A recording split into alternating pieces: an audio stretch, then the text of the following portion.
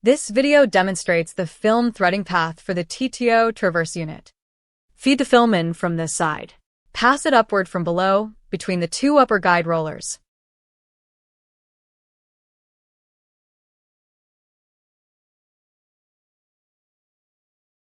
Bring the film over the upper roller, then guide it down along the side.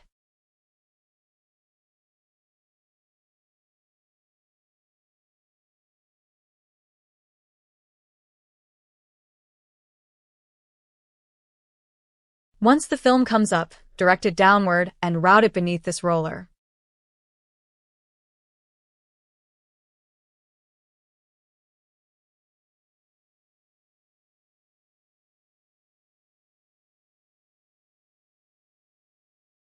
Pass it between these two guide rollers, then pull it across.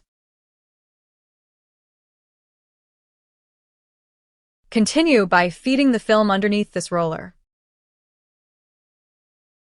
Route it beneath the lowest rear roller, then pull it forward from the bottom.